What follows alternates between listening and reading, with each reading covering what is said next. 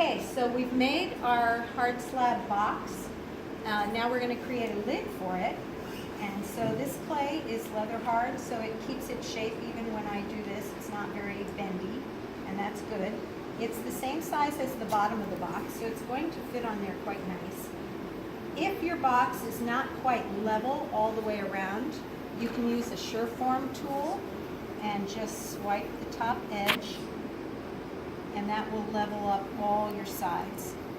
If it's way wacky out of level, you can take a ruler, find that ruler, and a pin tool, and you can measure lines that go all the way around the different sides, and then use the Surform down to that line so that you know that the top is nice and level. We are actually going to use the Surform on the sides also to eventually get all the sides really true and nice. But let's get the lid on there first. So, to get the lid, we need to create a flange on the inside of the lid that's going to fit down nicely inside of the box. How to do that? Well, we need to cut out a shape that is exactly this size. So grab a piece of newspaper that might be laying around.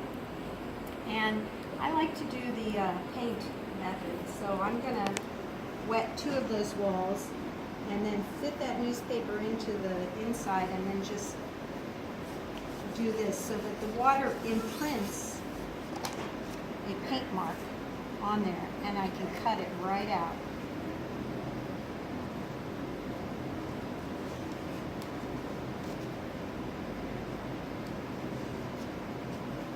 And see, I can see the paint mark there, and I'm going to cut it right to the paint mark.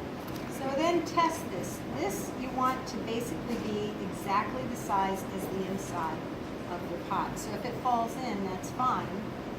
You can just fish it out with your pin tool. But this can't be bigger than the inside of your pot. Then we're going to draw that same shape on the underside of our lid. So just put your newsprint on top of your lid or on the bottom side of your lid and draw with the pin tool around it.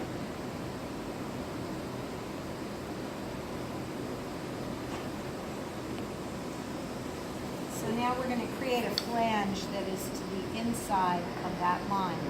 So I'm going to take my scoring tool. If you need to get closer, do so that you can see that I'm scoring just inside that line all the way around.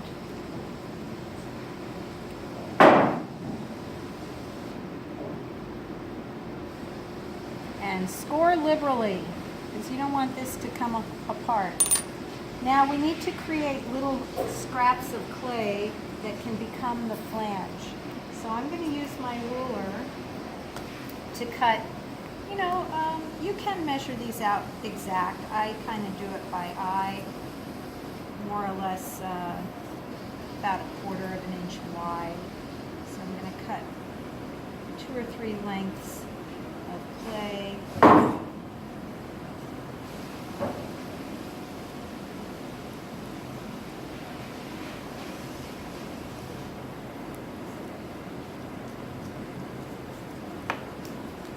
And that should be enough. These are going to become the flange. So what I'm going to do is I'm going to wet this up, and again just dab that water in so you're flooding those lines, not heeling them over by swiping the brush across.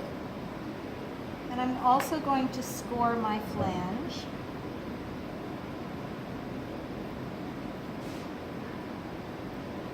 And I'm going to lay 2 of those and choose the longer edges first. I'm going to lay them just to the inside of that original line that I drew from the piece of paper. So the paper should completely cover those. I want to see that line a little bit on the edge. And again, how do I get this to attach? Compression.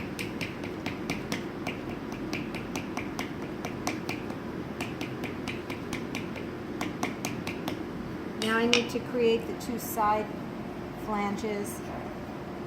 So I have enough clay here to do that. To fit them in there, I like to have a nice mitered corner. That means a 45-degree angle corner. How do I do that?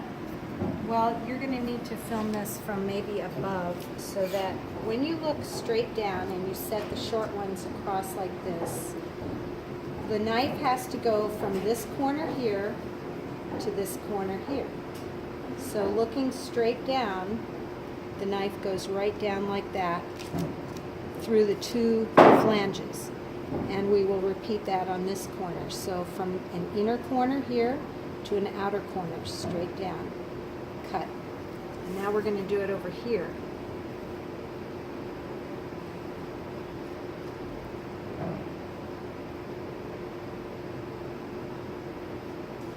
Try not to cut into your lid too much there. Now, if you remove the little bits, what is left are some really groovy mitered corners that fit in there really well. So now all we need to do is score and slip this in place. So I'm going to score this edge, and I am also going to score these little corners and wet those just a little bit also.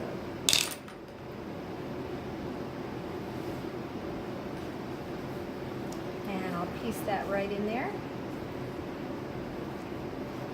You can give a mini pinch to the corner just to set it in place and then compress. So that's really a nice, perfect little meet up between the flange of the short side and the flange on the long side. So we'll do the two ends and the bottom face of it. Make sure that those are all wet. And we'll stick that right in place. Pinch those corners just a wee bit and compress. And you can smooth those seams if you don't want to see them. So this should now fit on top of the box pretty well, hopefully very well. If we need to move the walls in a little bit, we can snuggle them in with our rib like this. Let's see how it fits first. So I don't want to just set this directly on here because it might stick. So I'm going to give myself a little piece of paper there that kind of spans it like a bridge to allow it to go in, and then I can use the paper to lift it off. So that fits in there pretty nice. There's no sliding around. You don't want your flange to be so much smaller. Sorry for the interruption. So much smaller than the interior that your lid will slide around. You want it to fit fairly snugly. Again, if it fits too snugly and you can't get it down on there, you can scoot those in a little bit with the wooden rib. But we're going to set that on there. And leaving the paper in there for now. Now we're going to make this really fit well and look nice and square. I'm going to turn my lid around because I'm feeling like it is overhanging one side a little bit more than the other side. Okay.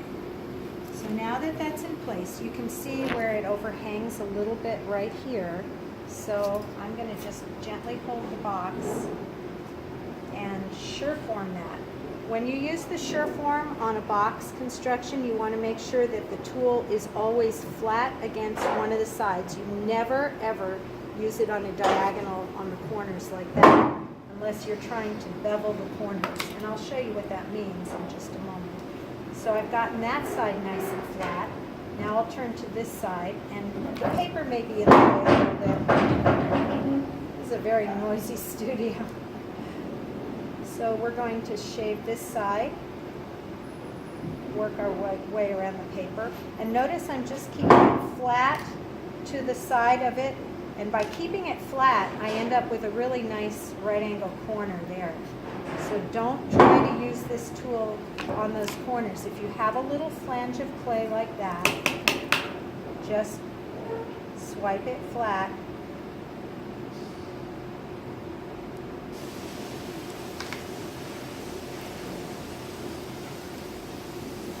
more sounds.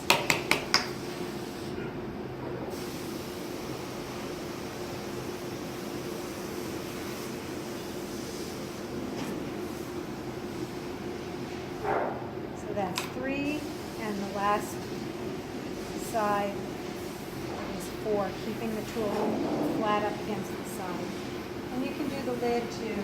So now you have a very nice box. If you want, you can paddle those edges again straight to the side. I see this side looks like it's a little angled up to me, so I'm just going to swipe that a couple more times to get it to be really nice and true.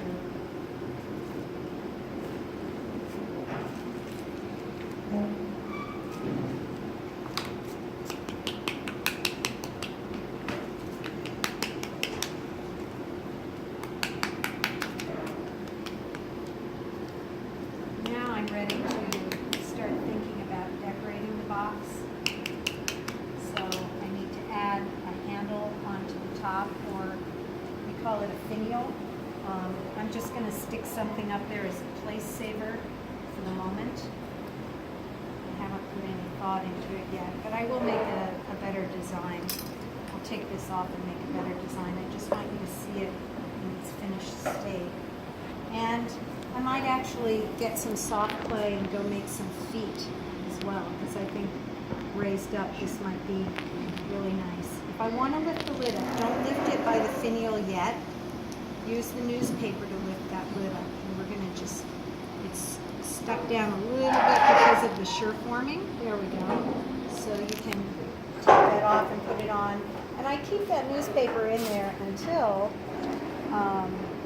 it gets a little drier, and I'm sure that it won't stick.